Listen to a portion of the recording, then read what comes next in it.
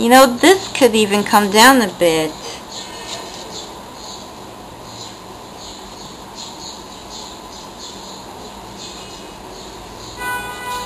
Now, I would like you to see now the face features, because that is like the cute part of the whole drawing. I was just playing with the chin a bit.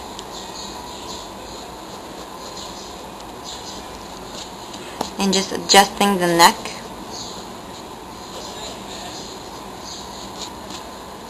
So basically Rinoa really all face features. I have no idea what this keeps falling down. Here. So that's here. So here's the face features. You want Squall to be act a little surprised.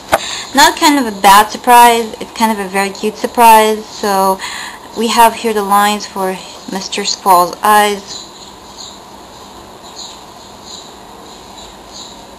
And you kind of have to practice a bit on drawing eyes. I did work with Squall's eyes a bit before, so I kind of have a pretty good idea where it's going and how it looks.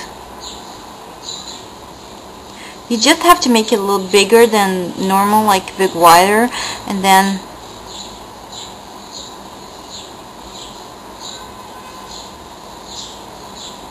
see he's kind of in a shock, but the apple of the eyes won't be like a dot, like if there was something bad going on.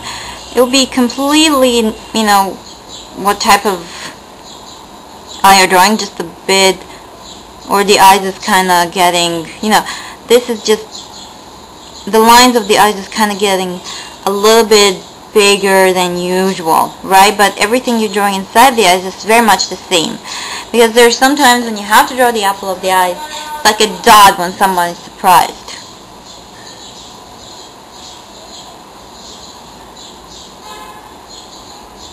Here. And we want also to have his eyebrows kind of up. And kind of, you know, what is going on? This kind of look. He doesn't have that thick of eyebrows, so. Sorry, camera just ran out of time, but as I said, I like guys with thick eyebrows. I don't like them with thin eyebrows, they look weird.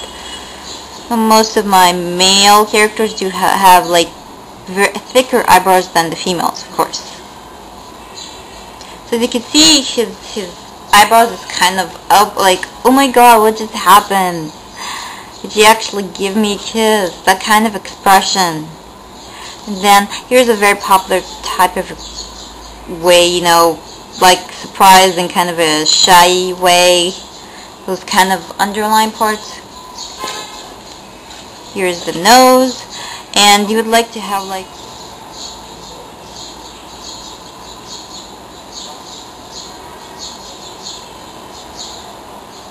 there. It's very cute, right? Like, did you just kiss me? I like Rinoa and Squall anime version much more than the real look version. I would like to make her eyes close like this. This way is a lot cuter, you know? Then just drawing the one with, you know, the very smiley face. I would like her to be like kind of shy, you know, but not so hesitant about what she's doing. Anyways, this might be not the best Squall and Rinoa version ever, but it's just something that I think it works in a kind of cute way. Let's run over this, and I will kind of take you know, the extra stuff out and stuff like that. It'll be probably in time-lapse because it's gonna be boring kind of running over the whole drawing all over again.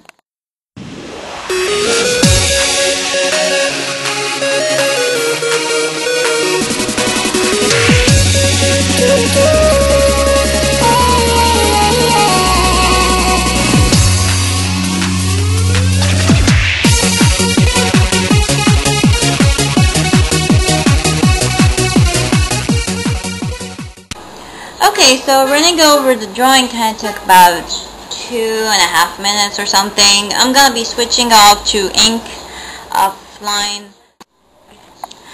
So I just inked the drawing and just erased all the stuff or the extra stuff so I would have like a clean drawing. And here is what I'm planning to do. I am going to start to shade parts, just show you this is my shading technique.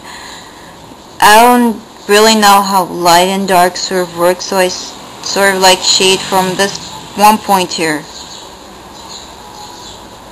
This kind of gives the drawing a more 3D effect to it.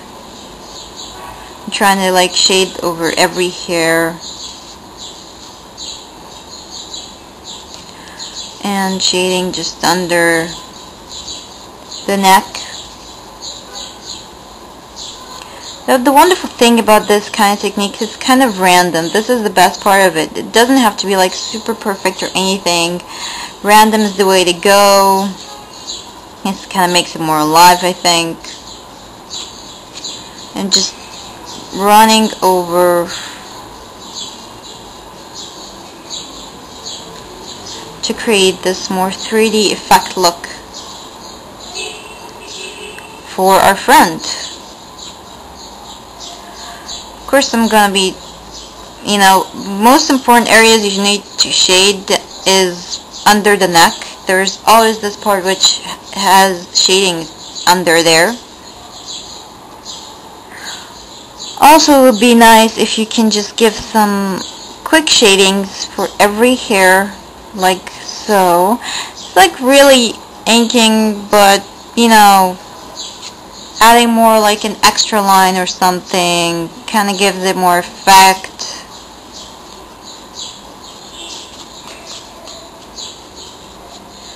There. Now, just shading down the ear, because normally I think the ear is also in the part which is shaded. So here's a tip about my techniques of shading. I normally, for safe, I'm shading with, or I'm coloring his hair with a B pencil. If I wanted to add some shadings, I would use a 2B pencil. So I'm using a degree, kind of darker degree. Instead of pressing on the pencil, it's easier just to use a darker degree. And for the skin tone, just use edge pencil, because it really gives you that cool effect, and it's not dark or anything. It's super cool. You can use 2H or 3H or whatever, but I tend to like edge pencil very much more. Okay, so how about we start to shade Mr. Squall's hair, and I'm gonna look at my pencils and come after a sec.